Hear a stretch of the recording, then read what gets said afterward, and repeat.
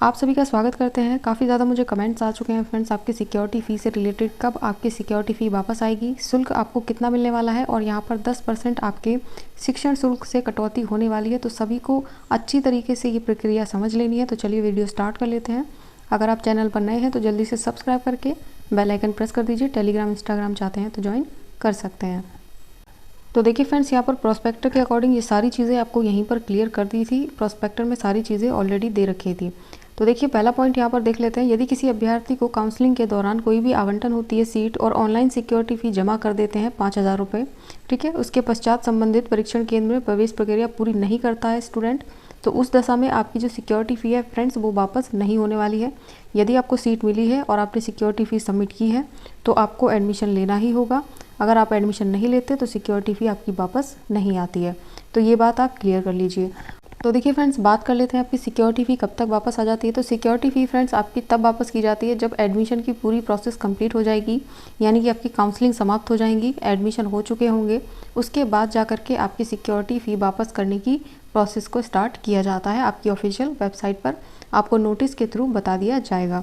तो आपको वेट करना होगा फ्रेंड्स अपनी सभी काउंसलिंग का, यानी कि फर्स्ट काउंसलिंग, सेकंड, उसके बाद मॉपअप का भी वेट करना होगा। उसके बाद जब सारे स्टूडेंट कंप्लीट कर लेंगे अपने एडमिशन की प्रोसेस, उसके बाद ही सारी ये चीज़ें आपको क्लियर हो पाएंगी कि आपकी सिक्योरिटी फ़ी कब तक, किस डेट तक आपको मिल जाएगी। तो यहाँ पर सेकेंड वाला पॉइंट है, इसको समझना बहुत ही इंपॉर्टेंट है। तो प्रवेश प्रक्रिया या काउंसलिंग के दौरान यदि कोई अभ्यर्थी प्रवेश लेने से उपरांत कोर्स छोड़ता है, यानी कि कोई प्रवेश प्रक्रिया हो या फिर आपकी काउंसलिंग हो, उसी दौरान कोई अभ्यर्थी अपना कोर्स छोड़ देता है, तो जो सिक्योरिटी फ़ी है उसको जब्त करते हुए आपको 10% का हिस्सा अपनी ट्यूशन फ़ी से कटवाना होगा। उसके बाद वही वापस आपको किया जाएगा, जो कि आपका यहाँ पर नियम अनुसार अभ्यर्थी को काउंसलिंग की प्रक्रिया पूर्ण होने के पश्चात वापस किया जाता है। तो देखिए फ्रेंड्स, यहाँ पर साफ साफ क्लियर कर दिया गया है कि प्रवेश प्रक्रिया या फिर काउंसलिंग के दौरान यदि कोई भी अभ्यर्थी प्रवेश लेना नहीं चाह रहा है या फिर किसी भी कारणवश उसने प्रवेश नहीं लिया तो सिक्योरिटी फ़ी उसकी जब्त हो जाएगी और जो उसने 19,000 रुपये का पेमेंट किया हुआ है उसमें से उसका 10% का हिस्सा माइनस करने के बाद ही आपको वापस किया जाएगा। ये चीज़ आप क्लियर कर लीजिए।